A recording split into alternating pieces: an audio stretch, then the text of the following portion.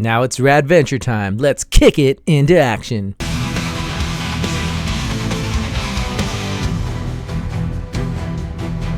So today I wanted to talk about one of my favorite shows, Mighty Morphin Power Rangers. And if you're familiar with the show, you know it's a action show from the early 90s. It's an American show, but it uses the fighting footage they use from a tokusatsu show called Zyuranger. And, oi mate, you talking about Power Rangers over here? Yeah, sorry guys, this is my roommate Scalfire. I don't even know why he talks like that. He's not even British. Well, I grew up, we didn't have Power Rangers. We had the superior one, Super Sentai, and it's much better. What do you mean where you grew up? Weren't you raised from the pits of hell or something? Yeah, and in hell, we have the Super Sentai. So get on with it, mate. I'm trying to film right now, so can you, go into the room? All right, mate, fine. But I'll be back. I hope you won't. All right, so anyways, let's get to talking about the very first episode. I don't know if I'm going to do the whole series, but I'm definitely going to talk about the first episode today. It's called Day of the Dumpster. More like Day of the Rubbish. All right, Scalfire, honestly, you need to go. Whatever, mate. All right, anyways, so we're going to talk about the first episode. So it starts off on supposedly the moon, even though it looks like it's some sort of other weird planet. But for the sake of the show, it is ostensibly the moon. And there's these two astronauts just in their little tinfoil costumes, just running around on the moon like it's nothing, as you do. And they encounter this sort of mysterious objects, which they immediately identify as a space dumpster, which apparently is a thing. They don't even hesitate. They just say, oh, this is a space dumpster. Let's go check it out. And, whenever you encounter some sort of weird mystical item, you want to be a little cautious about it. But no, these guys are just let's just open it up. What's in this space dumpster? And okay, assuming it is a space dumpster, what do they expect to find inside there? Space garbage? What use would that be? What about that ship? That was garbage!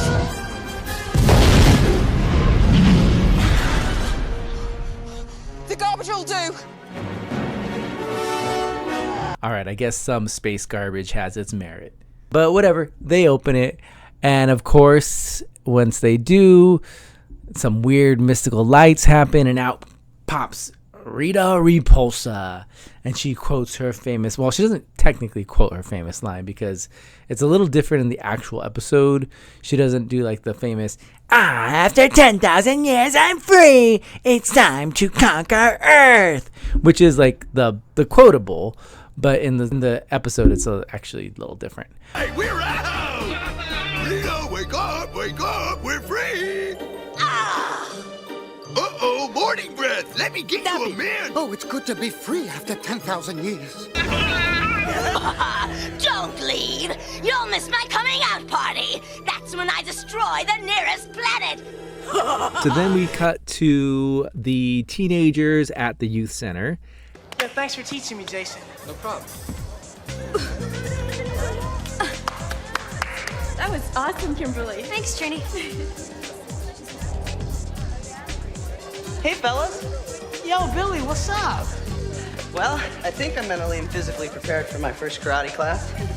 And so Angel Grove has this freshman, sophomore, or whatever, it's vague, this freshman, sophomore student teaching a karate class. We cut back to Rita and her little minions. They're up there on the moon. They found their way to the moon palace, which is, just as they left it. There wasn't even blankets covering the furniture and dust all over the place. No. Yes, I like it. Good. Then start making putty patrollers. Yes, my queen. I'll lead them down and make the earth yours, Empress. They decide to attack the Earth. And so we cut back to the teenagers at the youth center, and there's this big earthquake. Oh no, it's an earthquake! Everybody stay calm! Sorry, Paul!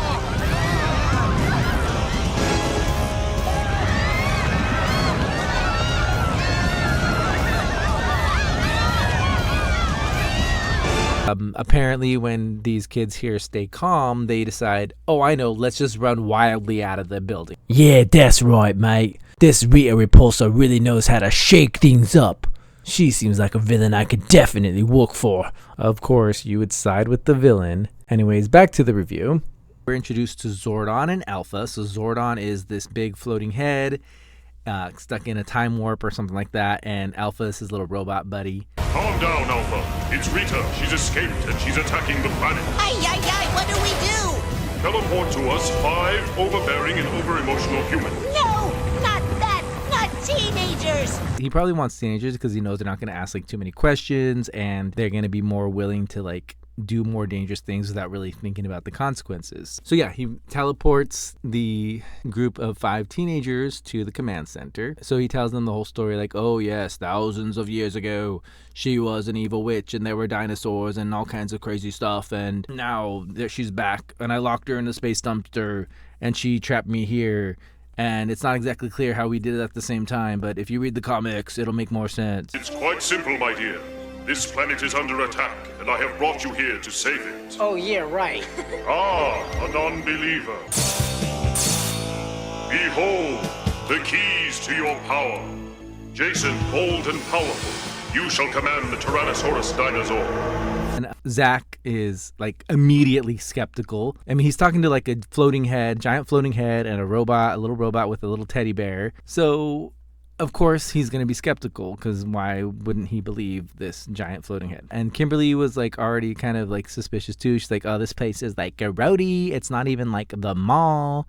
And because, you know, she's the typical Valley Girl character. So that's kind of like her thing. Apparently her character is so like one track mind that's like the only thing she can think about. And so then the teenagers decide like, you know, but we're not going to be Power Rangers. We don't want to do this. So they all kind of leave, and you know, they're complaining about it and whatnot. And now they're like they're like out in the middle of nowhere. It looks like Vasquez Rocks. And they're just like, oh, we have to walk all the way back. This is terrible. So they get attacked by these putty patrollers. So they're fighting the putties. Zach does like these dance moves, and I'm sure like the putties are like really impressed. Right, these 2 are mine.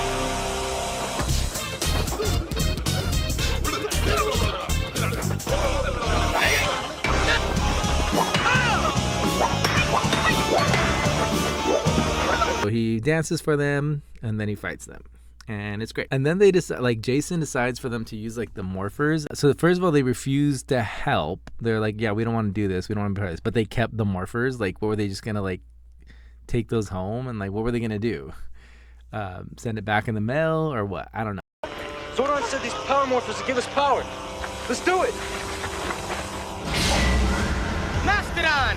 Pterodactyl! Triceratops! Saber-tooth tiger! Tyrannosaurus! Rita realizes like that's not going to be enough, so she needs to send down her Goldar. Shout out to the cameo to the Pudgy Pig. We see him in clay form there. Look at that. So that's pretty cool. That'll be seen in a future episode. And you know, who doesn't love the Pudgy Pig? He's great. He's like one of the most memorable monsters, and we love him. He's a short king. And so once they're morphed, and then Rita sends down a Goldar, and he's like giant, and he's like, I'm gonna get you. And he sounds a little different than he normally does, but whatever, we'll fix that later. And so the Power Rangers have to call on their Zords. And they're from all over the world. They're like in a desert, in Antarctica, and whatever. And this makes sense for the first episode. These Zords haven't been used in years, like millenniums, pretty much. So of course they've been hidden in these spots, but they use this footage like in every single episode. Every time they call the Zords, they always come from these same spots. It's like, don't you want them like closer? But you know, whatever. As long as it eats up 2 minutes runtime that we don't have to film other American footage, it's fine. Oh, and they cut out the pterodactyl hitting the tree. I love that little detail, like this little, and they're like, just leave it in. We're fine. And that's not even a Power Rangers thing. That's a Super Sentai thing where they just left it in. And they're like, yeah, whatever, we'll fix it in post. And they never did. And so the Power Rangers sort of just know how to control the Zords. It's like a second nature. It's just like, it's just part of the morphin. So yeah, whatever. I'll allow it. That's fine. So they turn into the Megazord.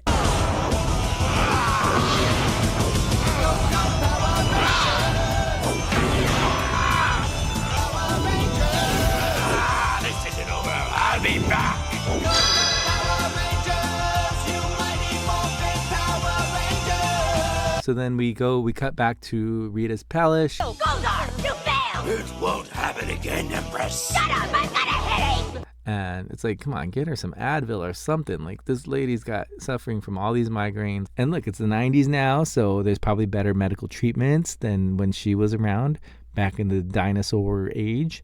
Take care of those migraines. We cut back to the command center, and Zordon's telling the Rangers, like, yay, you did it. You're Power Rangers now. Don't ever escalate a battle. Which, again, I think is a good little cop-out for why the Rangers never, like, actively go to the moon and destroy Rita or anything like that. They always have to wait for her to attack, and then they fight, which, you know, whatever. Like, that's the show, of course. It has to be that way, but it kind of seems like they could save a lot of time and effort if they were just to go up the moon and attack her. But yeah, so that's the first episode of Mighty Morphin Power Rangers Day of the Dumpster. And yeah, I think what I really love about these shows is just like the sort of like the unabashed cheesiness. Like, there's just this sort of like the aesthetic of these like sort of like plain clothes. It's like the 90s, and it's like these like pastels, and then like the mix of like the action, like the Zords and the miniatures, little buildings and the little trees and stuff. It's amazing. And next week we're gonna watch Z Ranger. No, we're not gonna do that. Not yet. But at some point maybe. So yeah, I'm gonna be using this show to sort of comment on a lot of like 90s American tokusatsu type shows and maybe other types of genres. That's right, mate. And I'm gonna be his sidekick throughout the whole thing. No, I mean, you can go back to your room. Like, you don't have to be here when I'm filming. Whatever, mate. We'll see. I'm usually pretty busy anyway. With what? Skullfire wa kaiju to tatatakai ni iko. See? I've got to go fight some kaiju. Was that the Red Tyranno Ranger? That's right, mate. I'm telling you, it's all about the Z Ranger. Okay. Well, anyways, thank you everybody for watching. This is a new channel, so please remember to like and subscribe. The more engagement, the better. Leave a comment if you have any suggestions for other sort of American tokusatsu type shows you'd like me to do, or any sort of other like cheesy type of show from like the 90s, early 2000s, stuff like that. Thanks everybody, and I'll see you all next time.